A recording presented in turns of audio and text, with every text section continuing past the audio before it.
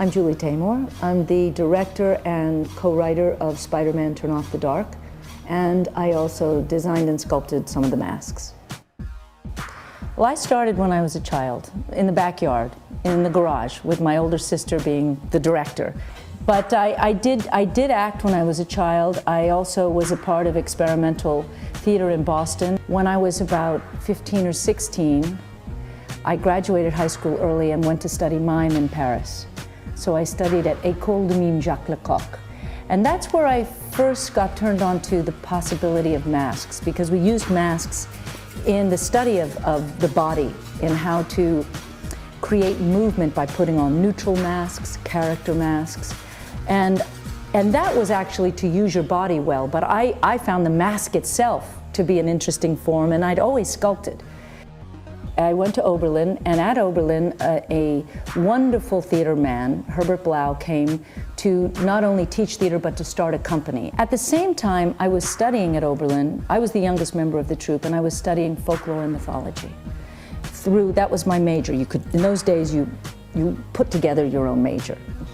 And it was made from classics, from religion, from English literature, from plays. I didn't study plays quite as much as I did literature and mythologies, and how theater was created in the original form.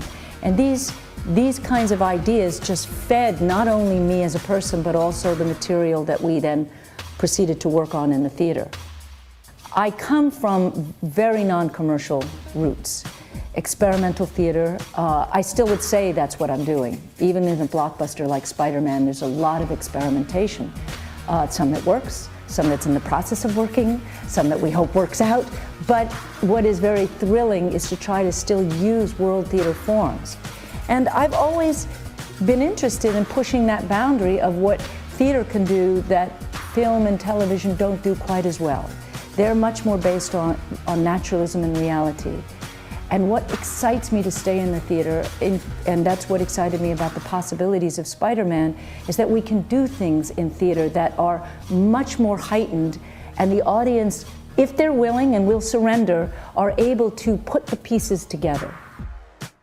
I like to say that what I'm trying to do in the theater is sometimes cubistic, because you show a situation, but then you show the backside of it, the underside, and the inside. You open up. What is a dream? Where does it come from? What are the elements?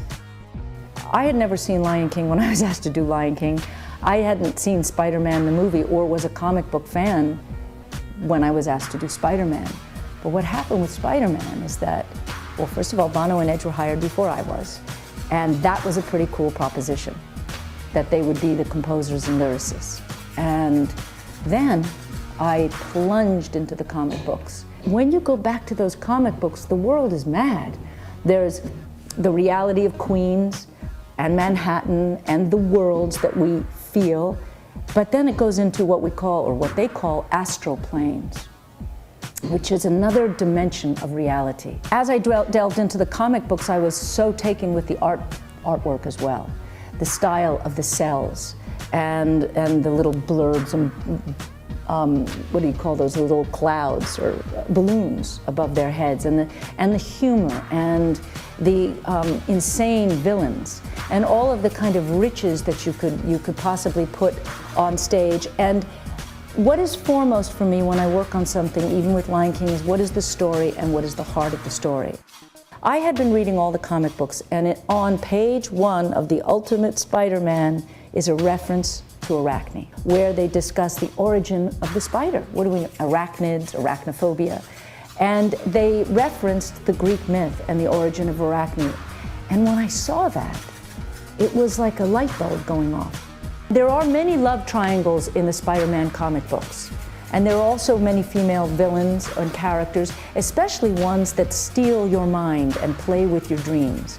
So Arachne was this combination of Madame Web and other spider women that I found in the comic books. And she was compiled into this one character who starts very benevolently in Act 1. But in Act 2, she becomes more, first as a mother figure with the rise above, but then as a lover figure. because she finds that little hole in Peter that's vulnerable, and she enters his dreams when he's at the bottom, when he's losing his girlfriend, he's failing in school, he can't keep a job down, and she enters and she says, leave that world behind. Come and be Spider-Man, and together we can cover the galaxies, we can swing through. You don't make a musical on a person masked who's flying around. You make a musical on the torment and the love and the emotions that are going on within the character of Peter Parker. And from the beginning, we had said we wanted to be a circus rock and roll drama. It wasn't to be a normal musical. The gratifying things are, obviously, when an audience is enjoying it. The gratifying is also that our cast has been extraordinarily supportive and also seems to love it. You know, when you have that support from crew and cast. And the wonderful irony of the reality of the story to what's going on is that our theme is rise above. It just is. You know, you can rise above it all. And so we keep that, without sounding Pollyannish, it's kind of real for us. That you just, if you believe in it and you love what you're doing and you believe that there's an audience that will be enjoying it and is enjoying it, then you just keep going.